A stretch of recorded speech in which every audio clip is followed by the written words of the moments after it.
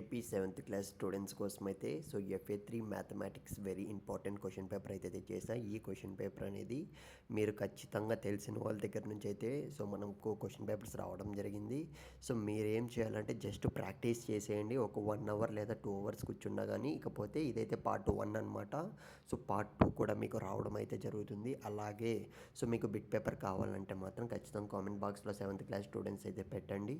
ఒక 100 లైక్స్ అయితే టార్గెట్ అయితే ఇస్తున్నా.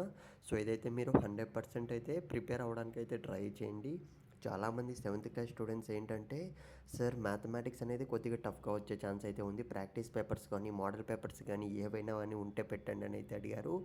ఇందులో చూసుకున్నట్లయితే మీరు ఈజీగా ప్రాక్టీస్ అయితే మాత్రం 100% చూసుకున్నట్లయితే మీరు 25 మార్క్స్ నుంచి 30 మార్క్స్ వరకు గెయిన్ చేసే ఛాన్స్ ఉంటుందన్నమాట.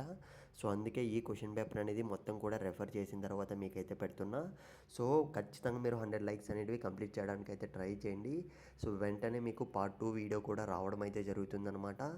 నా రిక్వెస్ట్ ఏంటంటే ఒక్కటికన్నా షేర్ చేయండి ఫ్రెండ్స్ ఈ వీడియో అనేది. చాలామంది మ్యాథమెటిక్స్ అనేది టఫ్గా ఫీల్ అవుతున్నారు. వాళ్ళు కూడా పాస్ అవ్వాలి కదా. అందుకే చెప్తున్నా. ఖచ్చితంగా షేర్ చేస్తారని అయితే అనుకుంటున్నా. అలాగే కామెంట్ చేయడం మర్చిపోకండి సెవెంత్ క్లాస్ స్టూడెంట్స్ అయితే.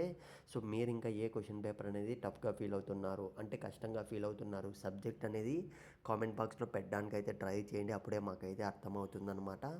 స్టూడెంట్స్ అందరూ కూడా ఏ క్వశ్చన్ పేపర్ అనేది టఫ్గా ఫీల్ అవుతున్నారు అన్న దానిపైన అయితే క్లారిటీ కోసం మాత్రమే అడుగుతున్నా. తప్పనిసరిగా మీరు కామెంట్ చేస్తారని అయితే అనుకుంటున్నా.